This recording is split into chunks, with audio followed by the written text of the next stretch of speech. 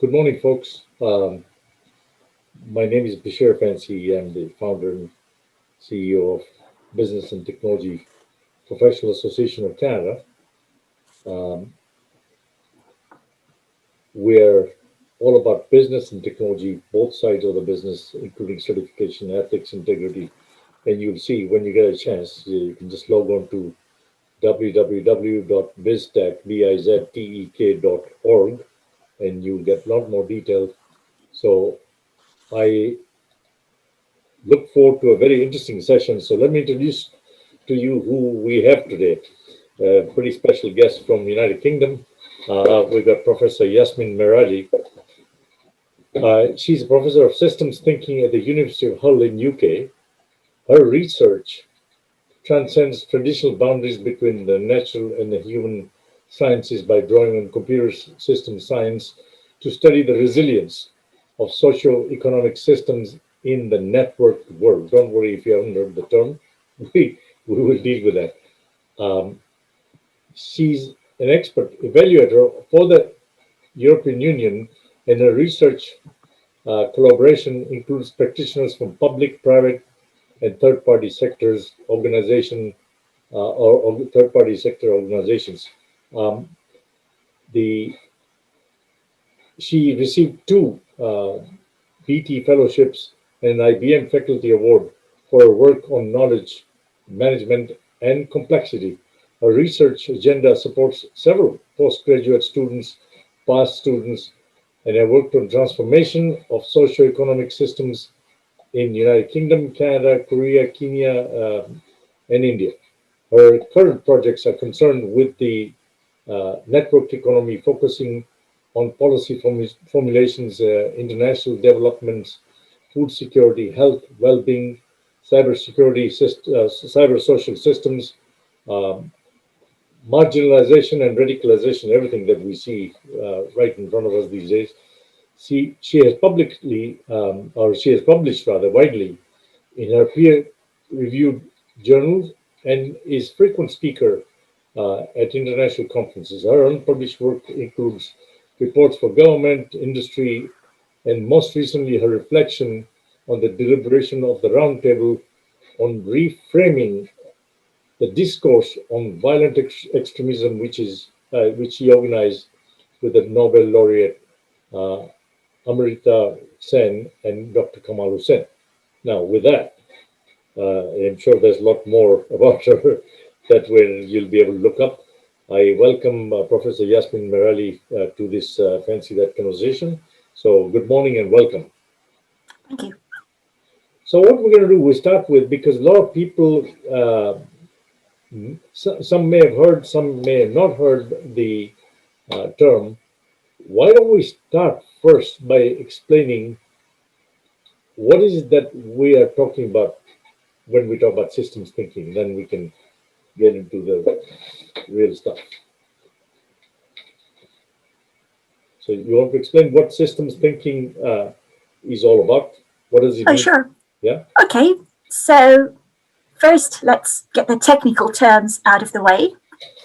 And there are two technical terms that I'd like people to bear in mind. So the first one is stuff, and the second one is things, right? So if you think about the media every day, then there's not a day goes by where people are not saying something is systemic, or this system is bust, or this system needs improving. And systems thinking is about understanding how, when things interact, stuff happens. Okay, so if you think about Brexit, then before we had the vote, it was not commonly expected that we would have the Brexit vote going the way it was. What actually happened was different people in different circumstances for different reasons voted the way they voted. Some of them interconnected with other people, got influenced by people's opinions, got influenced by all the stuff that was coming through on the media, got influenced by what politicians were saying. So there was a concatenation of stuff for people who were situated in their own little lives, doing their own little thing, voting their own little way. And suddenly you get this collective phenomenon, which turns out to be we're out of Europe. So that's a systemic phenomenon, which comes about because different things come to play with each other at a particular time, a particular place. And the actual result of it is an emergent phenomenon. So systems thinking is basically what everybody does every day, which is about understanding how the world works. And then, of course, behind it, there is a load of stuff around concepts, philosophies, methods, and tools that allow systems thinkers to maybe do a more extensive job of systems thinking than you might do when you think about how do I make a cup of tea. Interesting, because it's really, when you think about it in that layman's term, um, I think people can relate because that's exactly what we're dealing with every day now, right? Like you said. Yeah, and if you think about it, there are examples which are maybe kind of less contentious than Brexit. So if you think about the 2008 financial crash, there you were kind of getting stuff in the media. The banks are running out of money, so people behaved as if banks were running out of the money. You got these herding behaviors, and that you could talk about as a very simple feedback loop. If you look under it, then you find there is greater complexity because people did what they did because of the context they were in, because of the media they were exposed to, and because of their personal situations. But it was the herding behavior that you see at that high level. But if you think about a forest system, which is a more complex system in many ways, then what you do have is this thing about multiple kinds of components coming together with interdependencies. And that's a critical thing. So these interdependencies and the fact that you've got living and non-living things having an impact on the collective outcomes is the kind of thing I think people will be familiar with. It's just that they don't dissect it into these kind of systems terms. And one of the problems I think that bothers me at the moment is that because systems thinking has become so much in the vogue, there is a business about creating specialist terminology, which rather than bringing the common person into being more critical, more conscious of their ability to do systems thinking, actually pushes them away and makes them think it's for experts. And to me, that's a great concern. And I'm hoping we'll talk about, education systems and so on, about how do we get over this. So that's pretty powerful because I think you are absolutely right. One of the issues I complain about all the time, and I think I learned very early in my career, is don't use jargons, right? To try and confuse people, simplify it so people understand, and like you said, bring people into the conversation. Um, then maybe a good place to start these days because it's not only in the news every day. It is having impact on our lives. When we talk about social media, the Facebook, the WhatsApp, all the social media, right? Um, is that what not only enables you to form a thought process, even without knowing whether the facts are true or not? But then they get reinforced because 10 other people forward it to you, and another 10 forward it to you, and you forward it to another 10. You want to talk about that, if how that plays into all this? Yeah, sure. I mean, I think one of the things that is interesting to look at, if you're thinking at it from a systems perspective, is the transition we've had to make with the fast development of new technology capabilities. Okay, so if you think about it in terms of human evolution, then we're moving within my lifetime from a situation where I was physically situated. The decisions I made about what I needed to do were based on my understanding of the world around me and informed by journalistic stuff in newspapers. And newspapers had their biases, but everybody knew what the bias was. And there was a relatively small choice about which biases you wanted to look at. So with the internet and the network society, the network economy, what we've been gradually doing, and perhaps not gradually enough, is shifting from that kind of physical situated world to one where we're still physically situated, but now we're dealing with representations of the world on the internet. And those representations come from a long distance away. So what we end up with is there's a lot of choice, there's a lot of stuff out there on the media. So everything we receive has actually been through a process of selection, right?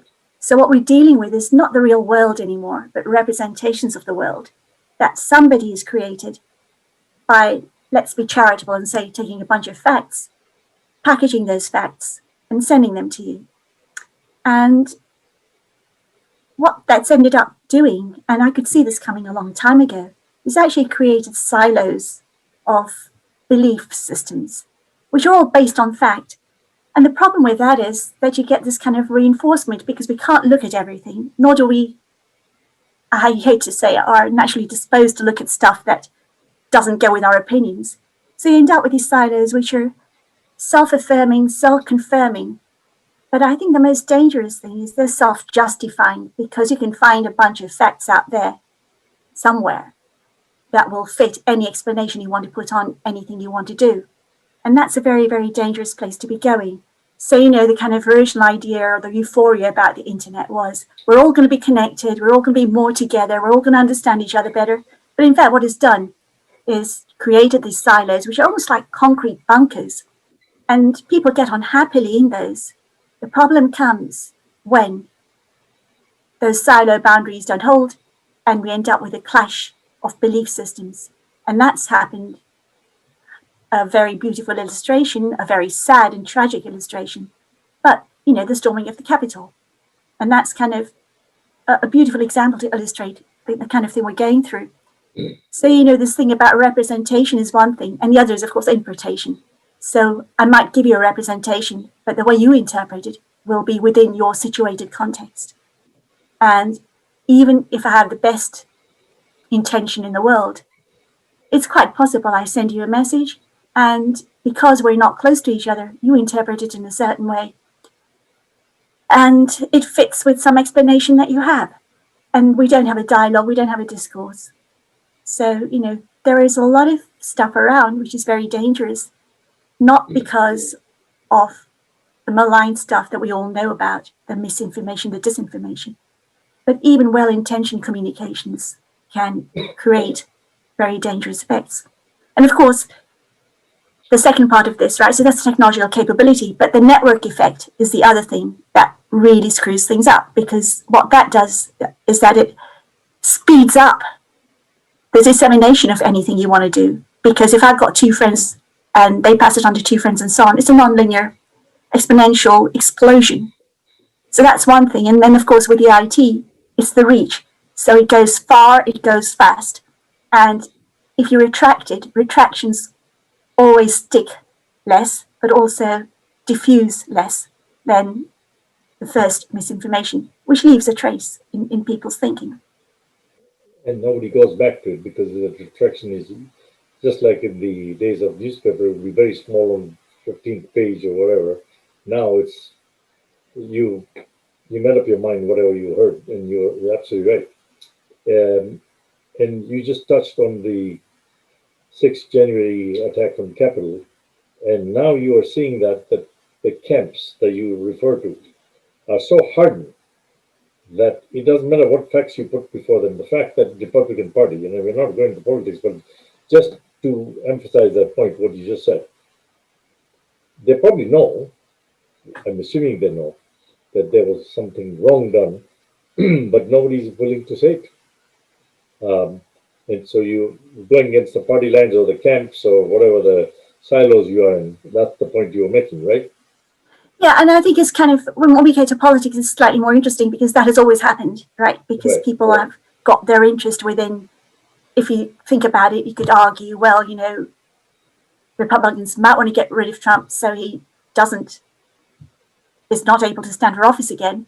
And that might be for the good of the party, or it might be they don't want him impeached. They want him there because it shows a weakness to have this done to somebody who was your president. And so the reasoning, as I said, different people do stuff for different reasons. And I think politics is kind of a very special arena that we could talk about. But what I was talking about was about the wider public, the people whose decision making depends rather more heavily on the information they're getting. Whereas I think politicians do depend on the media, but it's more about the image that the media puts out about what they stand for. But I think a man in the street actually takes the media seriously in terms of an information source. So okay, picking up on some very interesting things you said that. So the network, which is playing a significant role, one part we talked about thinking, which facts, whether they are facts or not, they do become facts because you send it out to people and nobody does any due diligence because it's the system we now are living in is very fast and is, instant gratification mode. Um, who owns this, the network? If you really look at it from the standpoint of when you think about it, isn't that one of the challenge and how we're going to deal with this? But that will come at the later part of the discussion because some of the things you talked about play a significant role in what you believe on critical issues, climate change being one. I think you have referred to it briefly. Um, you also mentioned the information is categorized, so the context gets lost. Am I correct in making that assumption? Yes, I think we talked about this in an earlier conversation. Yes. So to me, that's one of those things that is really important as we try to evaluate what is happening with the social media feeds and so on. Because, and there are several things around here. So you kind of talked about who owns the network. And there are two things, right? So there is who owns the network, who owns the pipes that connect us is one thing. And then who owns the information flows that influence us. And of course, what's happening that is seen as dangerous is that we're getting this kind of conflation of people who own the pipes, people who own the infrastructures are also the people who are providing the information. So, if you think about app stores and Apple and iOS, or if you think about Google and Google search, if you think about Facebook, then what you've got is that channeling of stuff based on the stuff you feed it. So those things run because people, you and I, if we subscribe to these things, are feeding the system with our information. We're doing it because we think we're getting a deal, which is a free deal to do the social connectivity. And so what happens is all this is harvested, and sometimes it's harvested for good reasons, sometimes it's harvested because it's needed, and sometimes it's harvested because that's what these businesses do, to provide you with a better connectivity or target you. But of course, it's kind of two sides of a sword, if you like. I mean, there's the cutting edge is that if you think about things like engagement enhancement algorithms, then effectively you're being manipulated by what you're being fed. So that's an issue. So there are kind of several things we could pick up and run with. And because we have limited time, I'll just flag them, right? So one of them has to do with all this stuff about here is what the media companies do, and here is how it influences you. And you can choose your media company, if you like, to figure out how much credence you put on it or not. But the other thing is that the big data world, right? So this is not solely for social media. It is everything people do with big data. And that is if you're collecting data from different sources and bringing it together, so you're mashing it up, so you've got data about more things in one place, then what you're ending up doing is bringing together data that was collected in different contexts for different purposes, putting it together, stripping it of context. So that's one issue. So you're losing the context, and very often the context really matters. The other problem is that you can't reconstruct the context if you realize you need it, because there are many possible paths to bring you where you are today if you go back to history. So history can't be recovered faithfully. So that's an issue. But the other issue around this is also that the way you organize stuff, and of course you do need to organize your data because you've got so much of it. The minute you categorize it, you're fixing its categories for all possible future uses. And that's quite a dangerous thing, because if you've stripped out the context, then you're doing context-free categorization. And anything you do with that data in the future is actually bounded by how you decided to categorize it in the first place. And to me, that's a very serious problem, which is a technical problem that people do need to think about. There is too much dependence on just doing that kind of rational type of how do we break it down into its properties without thinking about the use of the data. And that's an issue. You're effectively talking about we put labels on things. And in real life, right? If you go in the corporate world, I don't know whether it ties in here, but just general statement I'll make is we have got silos in companies, right? Yeah. And it's deadly because it's backfiring on a lot of companies. They haven't realized that. Some have realized because we went and made profit centers and saying I can make money on this part, this part, this part. Yet the information that comes out or enters their system is one. I'm one customer. I'm one person. I live at the same address. I was born on the same day. But if you go to the banks, they got me in 10 different places for RSP, for savings, for credit card, for this and the other.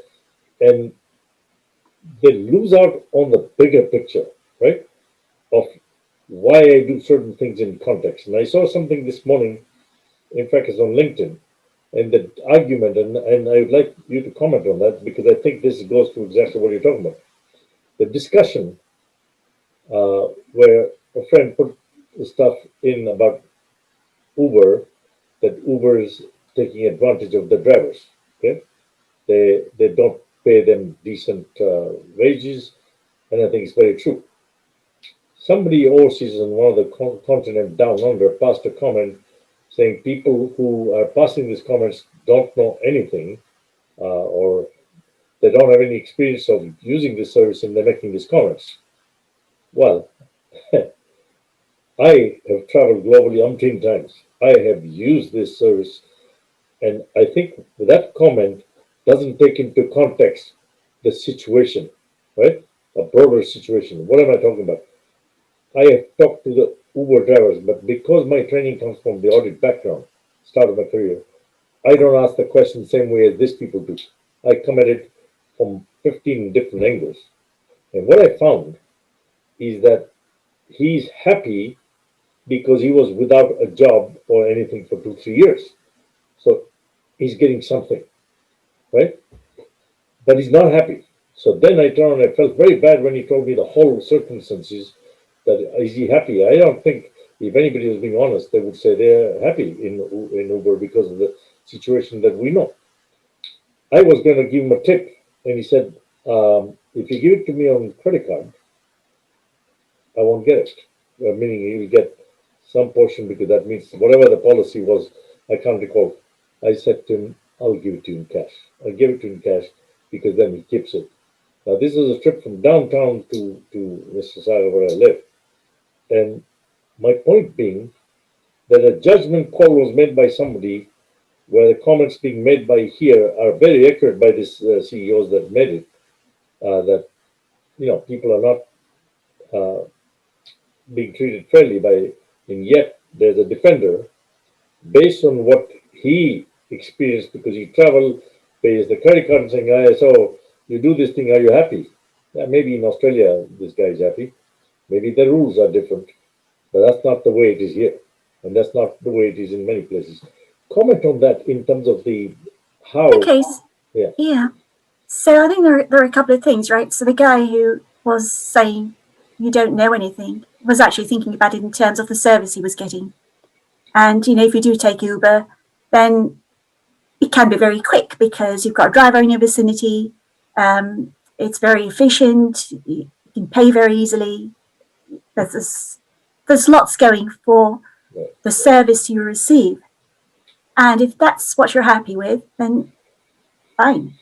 But, the point is, if we go wider, then you say, okay, so if I'm getting this service, where is it coming from? Okay, it's coming from the drivers. You can say, well, yeah, it's this great system. The drivers got a clean car, he's polite, he's punctual, great. And you say, okay, so what's the driver's world like?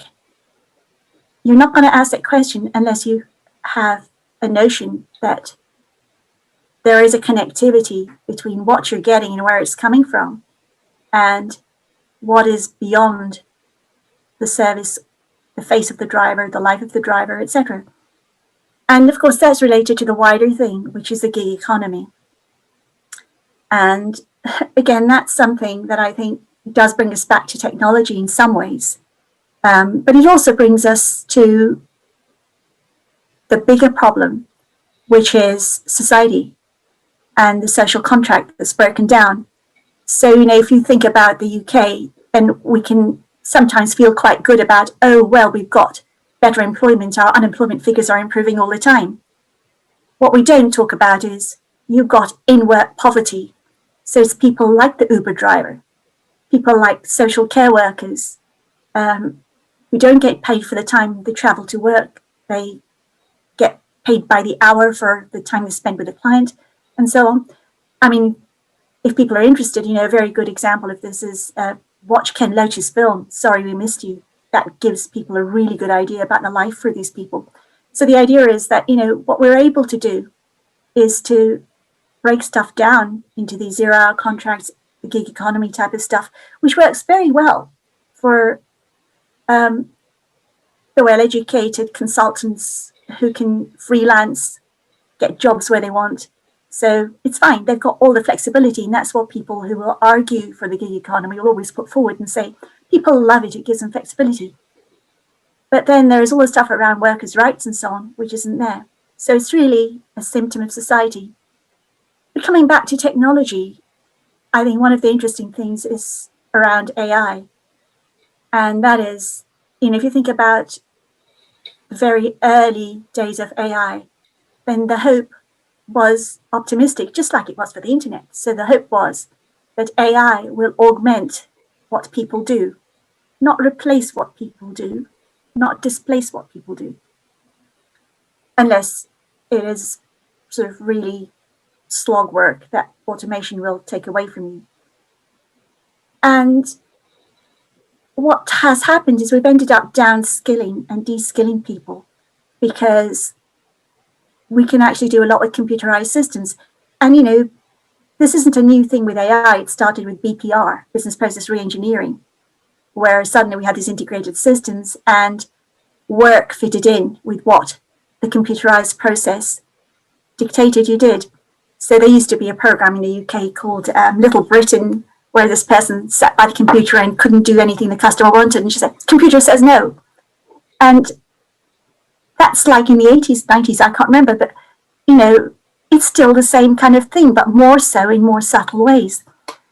So I think AI is interesting, and we could talk about this business around what it does.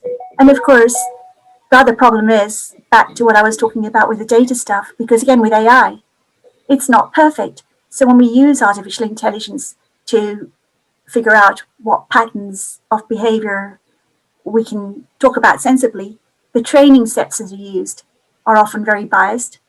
So that gives you biased systems for selection. And remember, when we're talking about everything you're presented with is selected in a representation. So you have that problem. And then, of course, the other problem that you have is the algorithms are not that great at taking into account the contextual information. So that's a real problem. So the reason why I brought the AI in when we were talking about Uber is really because in some ways it's the kind of economy we might be moving towards if we start not changing how we organize work, how we organize society to keep up with what we can do with technology. So if we're introducing automation before we think about what do we do with people out of work, how do we support people, what do we do about poverty, then where do you go? And of course that then opens up the whole thing, which we may talk about or we may not have time to talk about, which is this phenomenon of increasing levels of inequality between the haves and the have-nots, the rich and the poor. And that again feeds in a systemic way into the fragmentation of society. And, you know, some would argue, well, that explains why we got Trump, why we got Brexit. I think you hit the nail on the head there, the last part. That's pretty much what happened.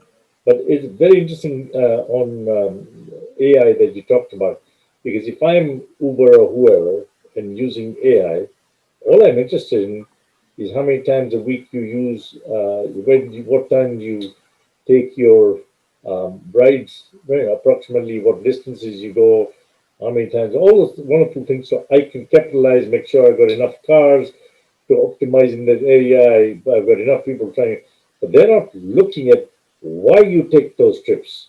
This is because you're going to work, because you're sick, because you're going to see family, you're helping someone. There are many, many different aspects to this that they don't care about, and they play into the part you talked about. Is how does it help with the inequality, or to fix that problem? It does. And the other problem we have on AI also is we don't have any rules at the moment. So that AI can be abused pretty badly. I know a friend who's actually working on this for a very large organization globally, and we've talked about it because there are no rules in place. So it's, and you can see people think that Facebook or Google or whoever is having people sit there. No, they don't. It's the algorithms that are controlling you. And people who haven't seen that movie maybe should go look at Social Dilemma on Netflix. It's a very interesting movie because the executives from this companies actually talk about how they do it.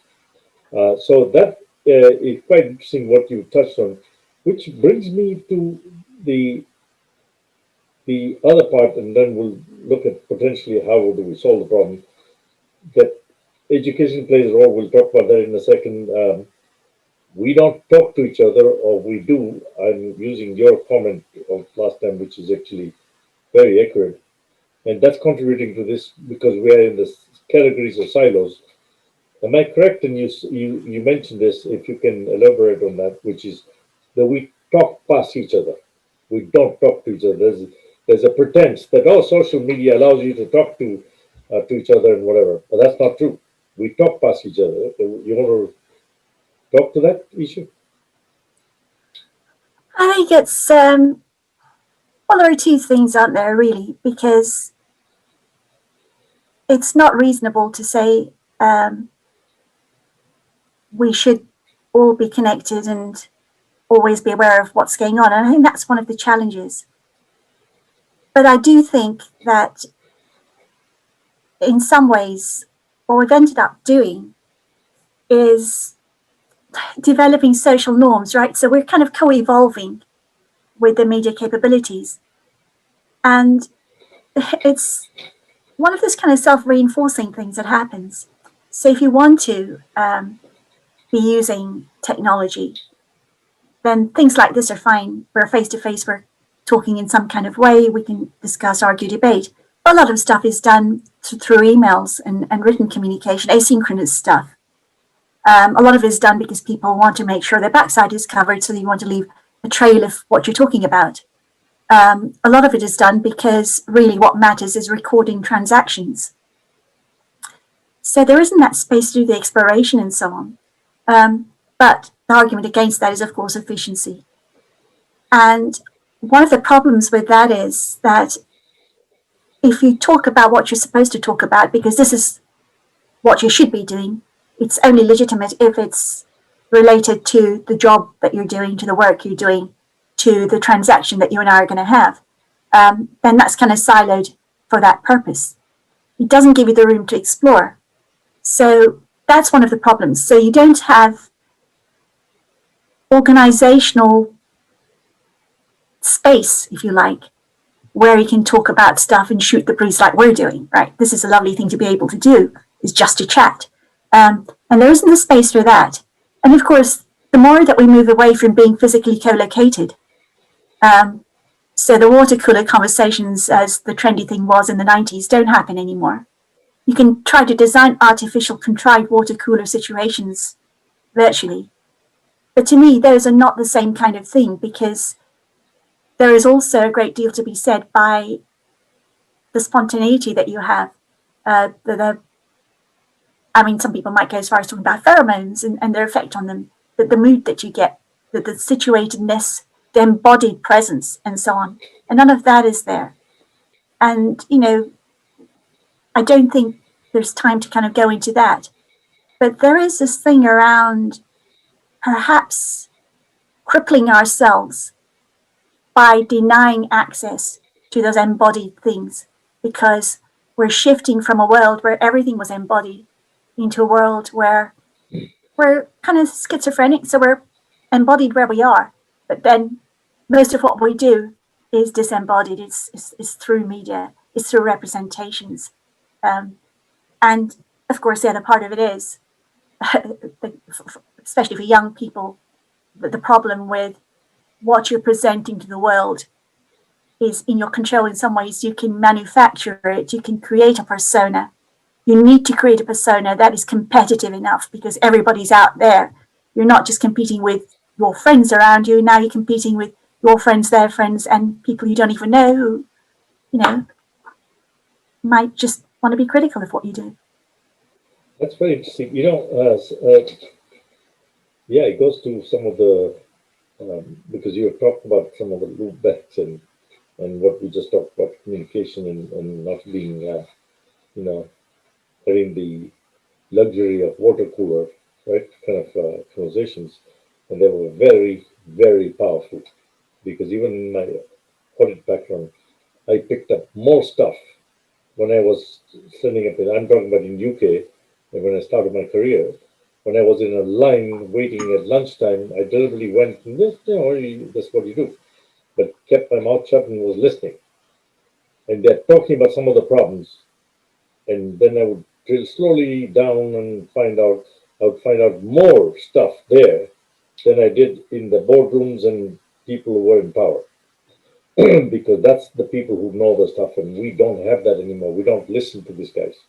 Uh, you have touched last time about this. Maybe it would be very interesting because the Japanese model that you talked about, starting in shop floor and how what they did versus now what has happened. You want to talk a little bit about that because that's quite interesting, actually. So I can't remember the context of what we were talking about. You're talking about how you started working in, if you were in a part of a Japanese firm, you started there, you started in the shop floor, you went there and you were there for pretty much the rest of your life. Everything of your life was part of that.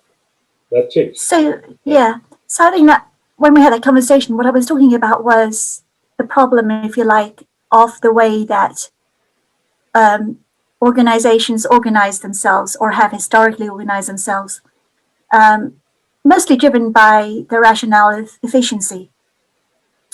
So, we were talking then, I remember now, about the heyday of the Japanese businesses. And, we were kind of talking about, let's say, the 80s or the 90s, when the Japanese management model and artificial intelligence and so on were things that we aspired to learn from.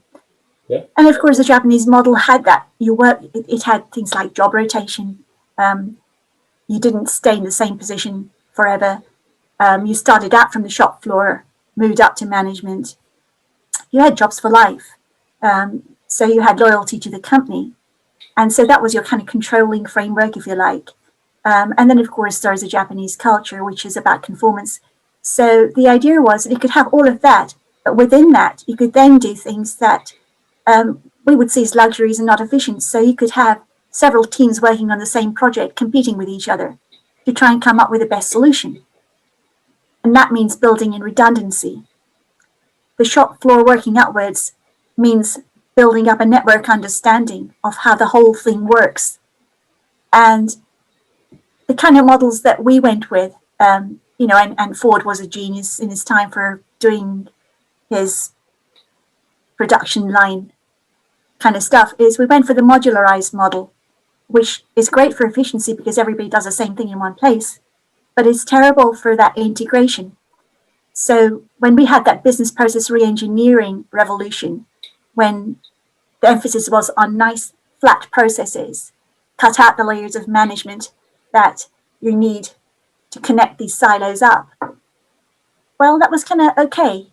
But what it did was, by cutting out the management layers, it also cut out those integrators who, to some extent, were transferring knowledge from one silo to another, because we still worked in silos. It was just that we had the kind of BPR system that integrated the process, but people still stayed in the silos. And I think that's kind of stayed with us. So that modular way of organizing, I think, is not viable anymore.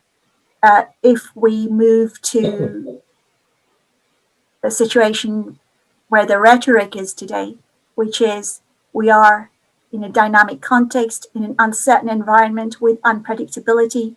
So we need to be agile, we need to change quickly. And I think that modular kind of mindset was very much coupled to making your business robust so you could withstand perturbations around you, things that happen in the environment, you could withstand them because you were robust, you had good walls. And now we can pretty much say you're not going to be impenetrable.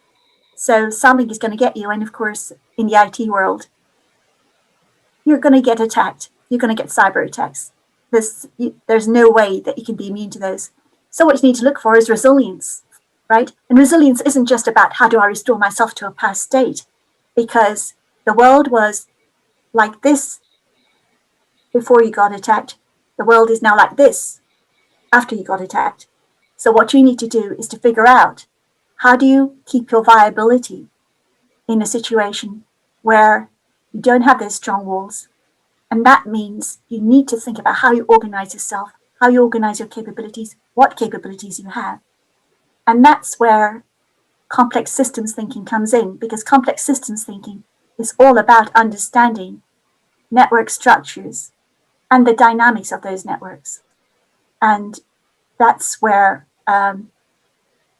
I think our best bet of figuring out how do you get resilient businesses comes from, is trying to learn something from that science of networks, structures, connectivity, dynamics. And we could talk a bit more about that if you wanted to.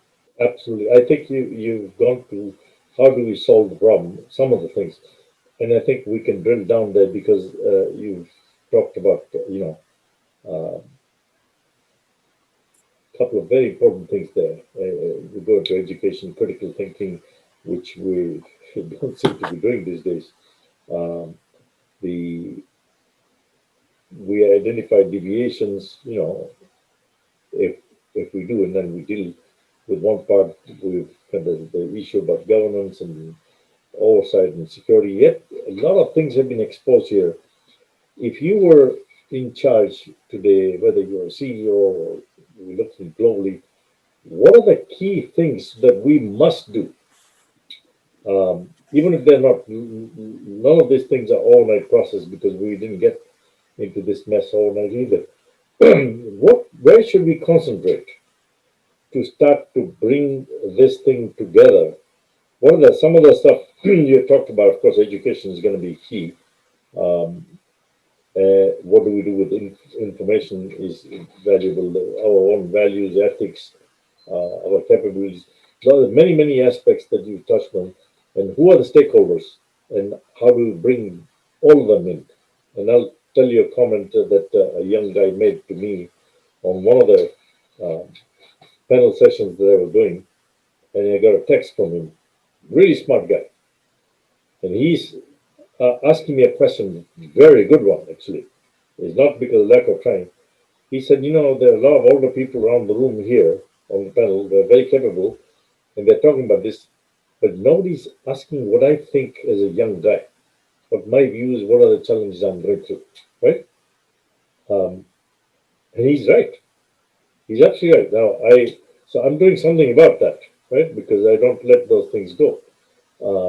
And that was one issue, but the issue here is that globally, because of the fact that the have and have-nots have happened. I mean, look at the ridiculous situation in the stock market. Stock market is shooting up like crazy every day. Makes zero sense to me. Absolutely no sense. Because more people in January in Canada lost their jobs, and the economy is in a mess. The stock market is going. So are we saying that the system is dislocated? It doesn't look at what the heck is going on? As long as a few guys who are in the wealth management business are making money, they continue to push it up. Who's benefiting here? I mean, the poor people are not, because we know the gap between rich and poor only got worse. And then when you talk about packages and all this, so what would you do if you're there, given a lot of the things? I know we haven't been able to park a lot of other stuff, and we will do another session because there's a lot of wonderful things here where we can drill down a couple of areas we have identified today. But where would you start to try and crack the problem now? I think that there are a couple of things, right, that are quite critical. So one of them is education. Yeah. And it is about enabling people to consciously do that critical thinking that you were talking about. I think for businesses, it's really, they need to ask themselves, what is their role in the wider ecosystem, right? What is their role in relation to others? And I think from a systems thinker's perspective, it's not that I want to say you should all be decent and do stuff that is fair and ethical and fine. What I do say is, look at yourself, and I can help you look at yourself so you understand what it is you're about, honestly, what you're about, what it is you want, and how you operate to get it. And if you want to operate as an exploiter, as a predator, face up to it, say that's what you're doing, and then figure out how to be the best of those, right? Now, this is not a business that I would approve of, but as a systems thinker, I would see my place to show them that this is what you do. But then, as a systems thinker, I would also want to show them what are the consequences of what you do for the wider system. And they might say, sure, but we don't care. But they're responsible for what they do. So I think you always have to say, from a systems perspective, people have to take ownership of what they do. And you can confront them with the consequences of what they do. And I think that kind of honesty is important for businesses. So that's what I'd really want them to do first. And of course, to do that, I would want them to be able to think about networks and complex systems and how what they do actually feeds out into the wider thing. So you can't offload ethical dilemmas. You can't sell off that difficult decision and pretend you didn't know about it. With education, I think there is a breakdown in contract between universities and businesses. So universities should be creating people who are learners, right? And what's happened is industry wants us to train people to fit into a job slot as soon as they walk out. It wasn't the case in the old days, but it is so now. So all of that we need to really look at. The other kind of side of it is the core of the business. How do you organize it and how do you think about that? And that mindset has to shift from thinking about robustness, as I said, to thinking about resilience, but also to shift from that mindset, which is about probabilities and thinking about risk and probability, to thinking about the realm of the possible things that could happen, right? Possibilities. And again, the network thinking, if we had time to talk about it, would show how you can actually do that by doing kind of a real options type of strategy, where you're investing in possible things that you might need to call in when the situation changes. And that means not focusing solely on efficiency, actually focusing on resilience and developing the capabilities that you need to be resilient, because what is best today might not be best tomorrow. And some businesses get very anorexic because they're so fine-tuned to be the dominant thing in the game today. The other is really very much around the challenge, right, for which there aren't any answers. And that is kind of the core thing where attention is needed, which is how do you think in terms that give you that resilience so you're able to have distributed organization. Because remember, if you want to be agile and you're an open system, so your workers are talking with people outside your organization, providing services in a context which is always changing. You want them to be agile, you want them to be thinking critically, you want them to be able to use their discretion to make decisions. How do you organize yourself so you can have all of that with your educated workers and feel confident that what they do won't destroy the coherence of the whole organization. And that's where work design, interdependence design, and so on comes in.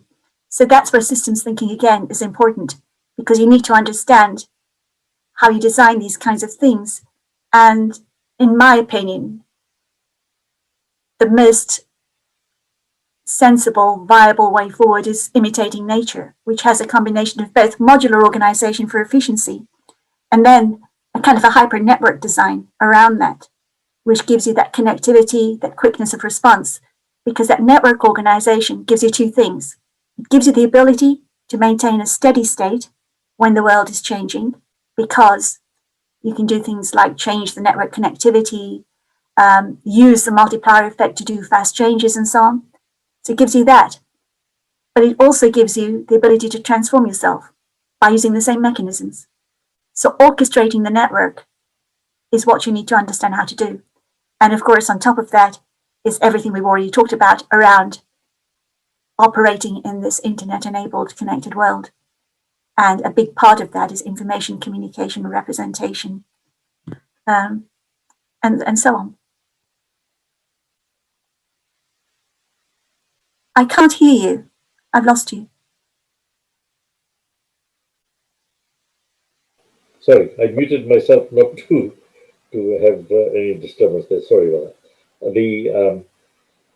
In what you said, which was pretty powerful, three, four key things came to mind. Right, one is that in whatever the businesses are doing, not all stakeholders are involved or allowed to participate, or they've been ignored, whatever, which is what is creating the gaps. Because you don't hear from the people who are suffering, you only talk to the guys who are so happy, and when the companies do satisfaction survey, they go look at, they only talk to the guys who are very happy, and sometimes the guy who is not happy gets cut out. You don't want to ask him because you already know is the answer, which is not exactly how this thing needs to be done. We don't empower people, and you talked about it. That's very interesting in terms of how we move forward. You touched on ethics, because ethics is all my action or inaction. What impact does it have on other people? If we started thinking like that, like you said, I will show you who you are. And I think as long as people know who they're dealing with and not the veneer of who the person is pretending to be, it makes life a lot easier. But it comes to the mindset. The reason we are seeing what is happening, and we don't have enough people talk about it, and I think in this systems thinking it does come out, is that the business's primary motive has become about making money. It's all about making money. At one time, they served a different purpose, and some of them still do. But there are some big business who have used their power to take over more and kill small businesses, and the mindset is about money. I give you a very small example. Is pretty pathetic, but it kind of goes to everything we're talking about here. The governments in many countries, in UK here, gave wage subsidies so that people don't lose their jobs. Right? So they were paying companies money to say keep people employed, even if the business is not coming in at the moment. Three telecoms, and I'm not telling you any secrets or trying to attack anybody. It's headlined in the newspaper. Three top telecom companies in Canada collected $240 million. $240 million from a wage subsidy program that was intended to keep people employed. But what did they do? They actually gave dividends to these people, to the shareholders, which to me is, I'm not talking about legality, I'm talking about the most unethical behavior you can potentially think of. But it brings me also to the government. So what the heck were you guys doing? When you put this thing out there, why is it that you haven't gone after? If somebody else did that, little guy would be in jail or whatever. To say that, hey, that's not what. I mean, they're calling back money from people who received money and shouldn't have got it, which is correct. But my point is that how do people get away with it? Have you become immune to this? We have made this thing acceptable behavior, meaning we lowered the bar because of the systems thinking that we're talking about. We've created this uh, thinking out there that's saying it's okay. And we need to fix that because education is going to go to that, but education not quite the way we did it traditionally before, where you go 3 years and get your piece of paper and run away. Critical thinking, making people think and actually ask questions and do due diligence and all that, which is what you were talking about, would certainly help. And so I, I think it goes. I'm only recapping what I heard you say because you did address that. It's very powerful. Now, granted that the time we didn't have enough to go into drill down today, but I think this is such an important topic that you can tell me and we can pick because you were involved in working with the Finnish government with the conflict management recently, correct? Would that be helpful to talk about here? Whatever you know, if you got a contract, you can't talk, but you can talk about generally the stuff. We can. Yeah, just a correction. So I Okay. haven't a contract with the Finnish government. I've been talking to the Institute for Okay. Conflict Management, but my I have a major interest in development, and I think that's where it's important to understand the implications of what we do. And I know we haven't got much time, so if I kind of use shorthand, then an example is proxy wars, the influence that the arms lobby has, the ability to actually offload ethical issues onto other countries. So if you sell arms to Saudi Arabia, what they do with them is makes them bad guys. We just do what we do.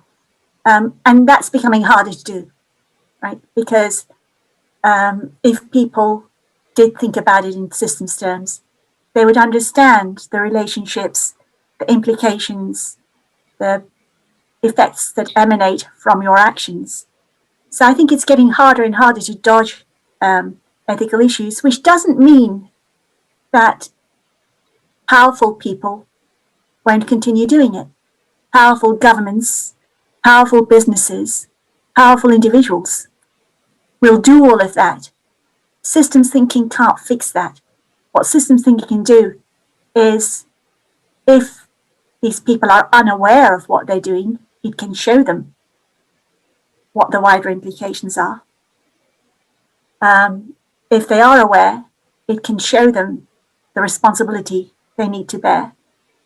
And that's all it can do.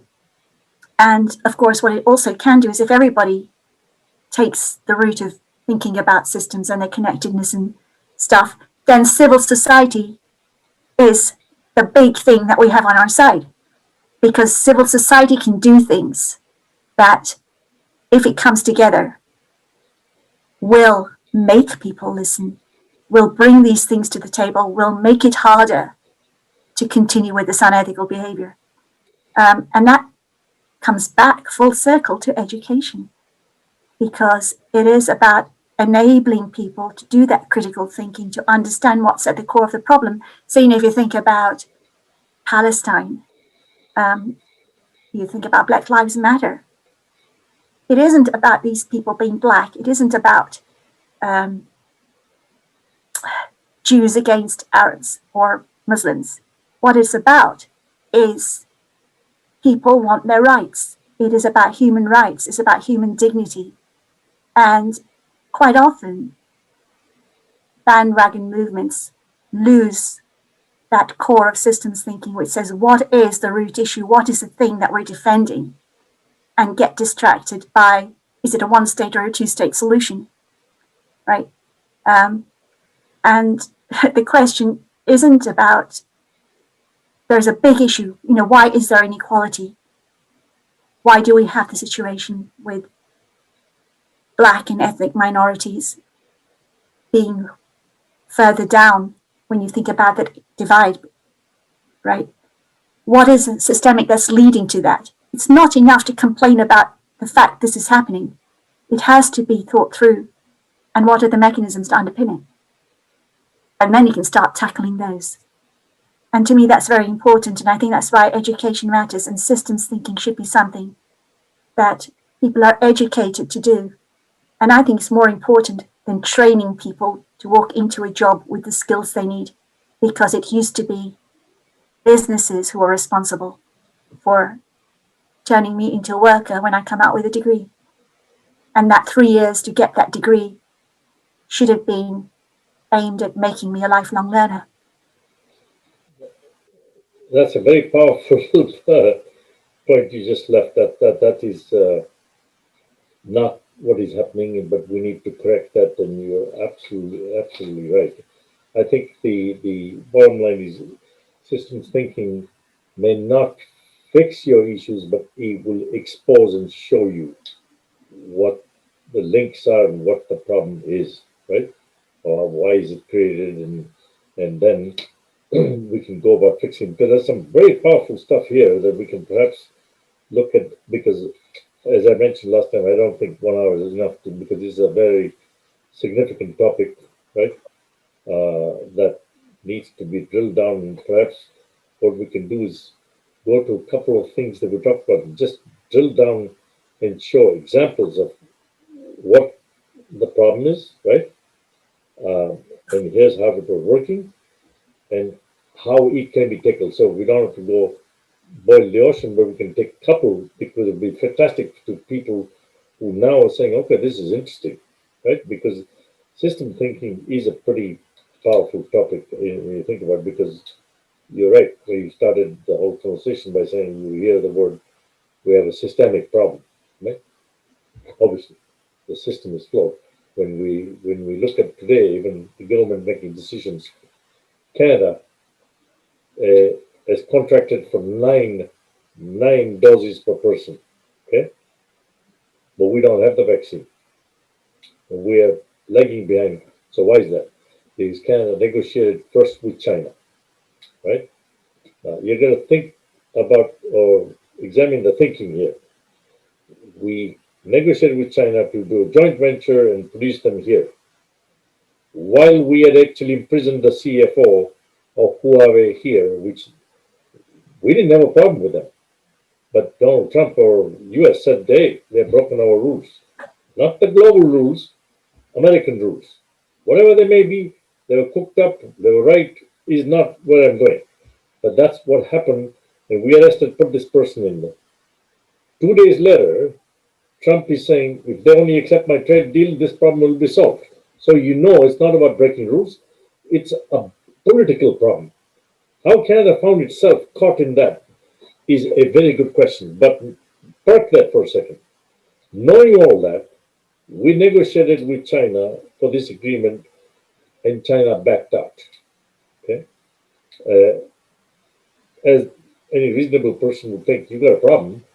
You almost made enemies out of them, and if you're doing that, the situation with the U.S. is different to the extent that the U.S. issues all this money to the people, but they're borrowing all the money from China because the other guys are holding the treasury bills that the Americans sell to them to get the funding. They're broke too, right? People don't realize that, but they're quite happy to take the money. Now, what that leads to is that we signed a contract with these people on August 5th. I think it is what the newspaper released, the whole report.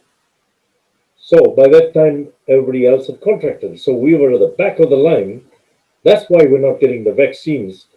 And nobody wants to come out openly and say that we messed up here, right? Because of the fact that we had a deal with China and all that and the other. The question becomes, we were not thinking, had we had the systems thinking approach, all the links that were in place, you would see the fact that we are holding their CFO in jail here on something else, right? You would see all the connected information. But we did because they were all siloed and you are negotiating separately. And we find ourselves in a mess. Now, that's just one example. There could be more real things that the governments could do because the government also, if they were using this thinking across, right?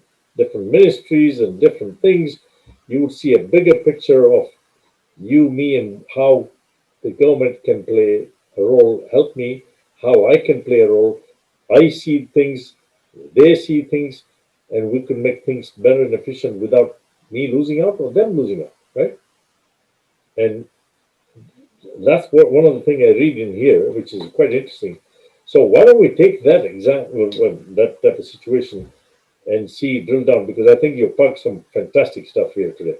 You know, people, I think, as I say many times, people may have to look at this video once and twice to say, hang on, that's what you said. That's now I get it, right? Because you have to almost park it in the type of situation to understand, and then you can start to drill down how do you solve the problem, right? What do you think about it? Yeah, I mean, I think also, if you were taking, just for example, Yeah, the example you gave us, then of course, what you'd really want to do is to say, okay, we understand all this connectivity, but then there's another question that prompts, which is, why did Canada do what it did with the Hawaii situation, right? What was the context within which Trump actually made his move, and then America said, we have security issues, etc. Because, of course, even at that time, there was another view which said, well, this is about tech domination because the Chinese are so much further ahead than American companies with 5G that if we were to allow them to get the market because of network effects, right, they will become the dominant force and very difficult to dislodge. And that was an alternative theory to the security one. And, the UK kind of did this little piece about, well, we're going to resist it, we're going to do this, that, and the other. But that whole thinking was never put there in a public discussion. There were snippets of it. So you had this category that said it's about tech dominance, this category that said it's about security, this category that said is the Chinese, you can't trust them, the Americans you can trust. And all those are statements. None of those statements have been shown systematically to be consistent, coherent, complete. And I think some wag said, nothing is true, but anything is possible. And that's the world we're facing. yeah, absolutely. You know, a colleague of mine was in US because I used to be in California. He was telling me about Huawei. So I said to him, I'm not going to name the company, but they're the biggest, one of the biggest investors in Silicon Valley, owned by CIA, right? And if you tell me that Google, somebody says to me, Google and other guys don't share information with the US government, then they have to be kidding, right? Because they do. The point being, so my comment to him was that, are you telling me if whoever is doing is bad, but if Google and Facebook and the other guys do it, it's okay? And I asked him to comment on the fact that Huawei is a dominant player in the rest of the world. Because you go to Africa and you go to Asia Pacific region, you see their phones big time. And which is what you said is all about. So the truth is nobody knows the real issues or what the things are. There are many different things at play. And while we're not here to try and say who's right and wrong, I think that discussion never occurred. And Canada went and they took action because he wanted leverage. They started because of the fact that the trade deal was not getting signed with China. That's the actually backdrop to this. And that's when they decided, okay, arrest her and then we can do this thing because they're violating the agreement with Iran and they're providing technology to Iran. Well, I can give you actually examples of when US provided stuff to Iran when they had the embargo themselves. So, but we won't go there.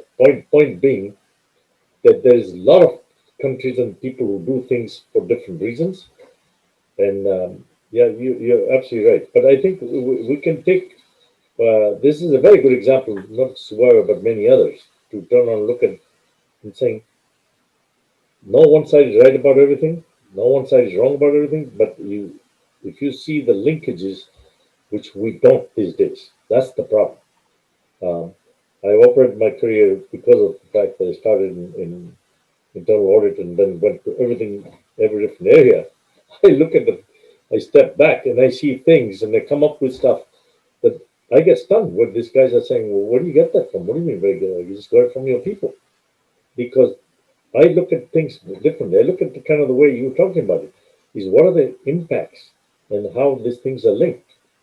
Although I never put the label systems thinking you've done it in a very organized, systemic manner. I did this as a natural thing for me to sort of say, well, hang on, where did the problem start? What are the root causes, right? Or as we address first principles, and they play in here big time, right? What you're talking about.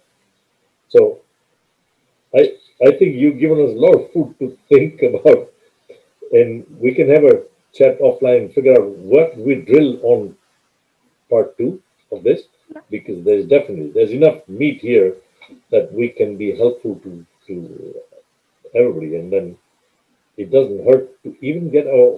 I'm looking at it and saying, yeah, I step back and rethink this and that and the other, and it's a good thing. You want to add anything closing stuff? But you've been very No, good. I think it's just important that people realize that whatever explanation they come up with, they need to take the responsibility and understand that they are being selective, right? It is a necessity that with all this data around you, to make sense of the world, one is going to be selective in communicating it, one is going to be representing stuff. So I think those three things are really important: selection, interpretation, representation. You need to be consciously aware of.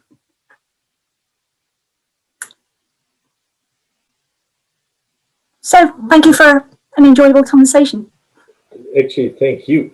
And for people who are listening, I gave a brief bio of Professor Merali about the work she's doing. And now, when you hear her, you can see why her thinking and thoughts are so well organized that it helps me and anybody else listening to say, oh, wow. So I think I want to thank you very much.